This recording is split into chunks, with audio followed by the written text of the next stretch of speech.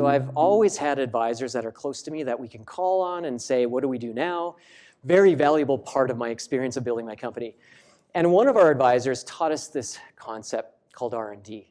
We realized we weren't the smartest guys in the room. We weren't the smartest guys in the country. We definitely weren't the smartest guys in healthcare. But we didn't have to be, because everything in the world has already been done to a world-class level. We don't have to invent anything. What we have to do, if we want to learn something, we go find out who has done it the best. We learn from them, we bring it back home and execute on it. We call it R&D, rip off and duplicate, right?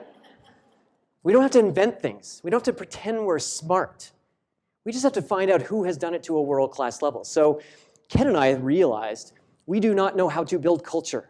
We do not know where we went wrong. All of a sudden, we woke up one day and we had an office where we didn't like the people, and they didn't like us either. And that's a tough spot. So we went out, we stopped our growth that summer. We said to the 15 people left, we will not hire a single other person until we figure out how to do this right the next time. So we went out to start learning, and we studied what we consider to be some of the most enduringly great brands of all time that had stood the test of time. Okay, so these companies we went to study, and Disney, Starbucks, Southwest Airlines, and Toyota. And as we started to study these companies, what we noticed of these great brands, they had these amazing cultures, right? And what I mean by an amazing culture, they had their employees completely dialed in and engaged to their brand, what they stood for, who they were, where they were going. And they had it in a way that I'd never seen before. Anybody taken a flight on Southwest Airlines before? Yeah, you have, right? It's a cool experience, isn't it? It's a totally different experience. And you take a flight on Southwest Airlines and you ask yourself, what's the Kool-Aid that they feed these employees? WestJet R&D'd Southwest Airlines, by the way, like completely R&D'd it, and they're proud of it. So as we started to study these companies, there was obviously a link between building a great brand and having a really engaged culture.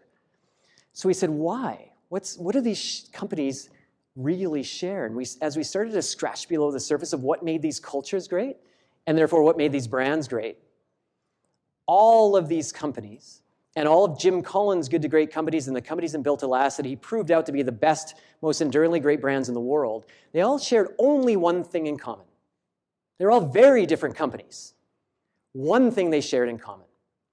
And it's this concept we call vision, which is the most misunderstood word in business.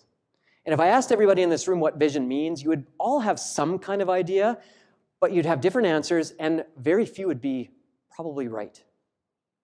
Vision is three things, and this is what these companies all shared. Number one, it was your core values. Your moral compass, your guiding tenet, how you do what you do. I call it the how. Number two, it's your core purpose. Why you do what you do beyond just making money, the why. And number three, Jim Collins calls it his envisioned future. We call it, and some other companies call it, the painted picture. The crystal clear, vivid description of where you are going in the future. The how, the why, the where. That's what vision is. And it's amazing when you study these great companies, that's what they had in spades. So we thought, well, this is easy. This is what these great companies who have built these great, enduringly great brands share. All we have to do is bring that back to Nurse Next Door and start rebuilding our company around this stuff. So that's what we did. We brought these three kind of airy-fairy concepts, core values, core purpose, and the painted picture, back home, and we started to execute around them. And we started to rebuild our company. And an amazing thing happened. Our goal was to become the top 10 employer within 4 years. We hit it in 3 years. We became number one in the 4th year.